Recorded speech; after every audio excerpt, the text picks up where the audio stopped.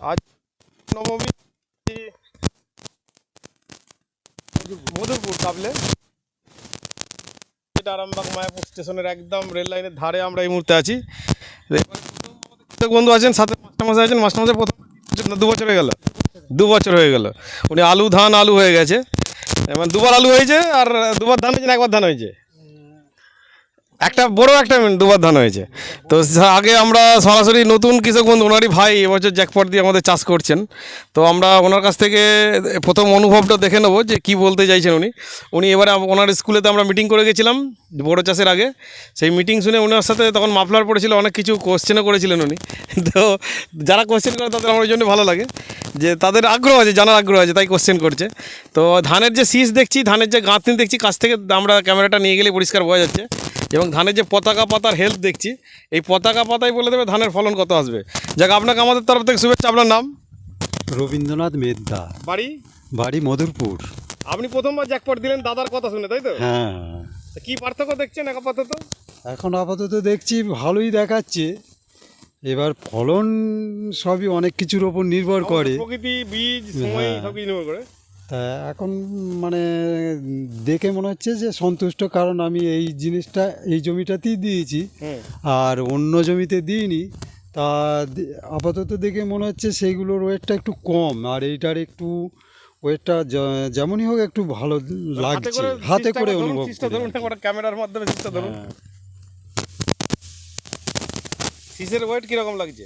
শীষের ওয়েট ওই না দিয়াচ্ছে তো একটু বেশি লাগছে বলে মনে হয়। এই যে পাশের ভদ্রলোক নিয়ে দেখুন তো। হ্যাঁ, ইনি তো দেননি, এনারটা একটু হালকাই লাগছে। হালকা লাগছে। আর গাছটা শক্ত, সেটা এখনো উনি বুঝতে, মাটি নরম। ধান রোয়ার সময় দাদার জমিতে আপনি বুঝতে পেরেছিলেন, তাই তো? ওটা আমি নেমেছিলাম যখন। ধান কাটার পর আমাকে জানাবেন এটা কত ফলন হলো। হ্যাঁ, এটা ভালোভাবেই বোঝা যাবে, একদম বোঝা যাবে। আর মাস্টারমশাই সাথে আছেন, মাস্টারমশাই ভিডিও আপনারা এর আগে দেখেছেন, আলুতে দেখেছেন, তখন মাফলার টাফলার টুপি পড়া ছিল বলে। তো আলটিমেট মাস্টারমশাই কত বছর ধান চাষ করছেন আপনি? আমরা ধান চাষ তো আমাদের প্রায় জ্যাকপট দিয়ে না বর্ষার 2 বছর, আর এই বড় চাষ করছে 1 বছর। 1 বছর। তো এখন পর্যন্ত জ্যাকপটের কি ক্ষতি হয়েছে আপনার? না, ক্ষতি কিছু হয় না, আমি সার কম দিয়েছি।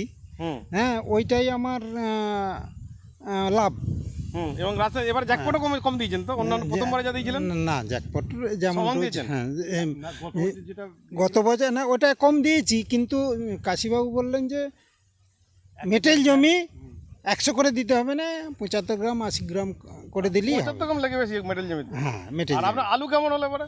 আলু আমার এবছর ভালোই হয়েছে। আলু তো আপনার গাছ অবস্থা ভিডিও করে গেছিলাম। হ্যাঁ, আলু তোলার পর কি হলো দাঁড়ালো? আলু ওই জমিটায় আমার ওই 125 খানা করে হয়, সেটা 135 খানার বেশি হয়ে গেছে এবছর।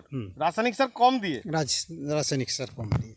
মানে এবং আলুর মানে সাইজ কেমন হয়েছে? সাইজ ভালোই হয়েছে। ভালো না, ভালো না, সাইজ ভালো না হলে তো অত আসবে না, মেকআপ দিতে পারতো, ভালো মেকআপ দিতে পারতো না। আর মাটিটা, ওই জমির মাটিটা কেমন নরম হয়েছে আলু ভাঙার সময় বুঝতে পারছিলেন? হ্যাঁ, ও তো নরম আছে। ওটা বালি মাটি কিন্তু একদম। হ্যাঁ, ওটা না খুব বালি না, কিন্তু প্রথম যে বছর দিয়েছিলাম তখন যারা ওই মাটি তারপর তিল দিয়েছিলাম আলুর পর, তিল নিরিতে এসেও বলছে যে মাটিটা নরম লাগছে।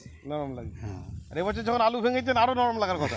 আরো নরম কই, আমি এবারে ডোজটা কমিয়ে দিয়েছি তো। ডোজটা কমালে তো অ্যাকশন চলতে থাকবে তো। অ্যাকশন চলছে, কিন্তু প্রথম বছরের মতন অতটা লাগে না। আলুর সাইজ, আলুর চেহারা কেমন আছে, কালার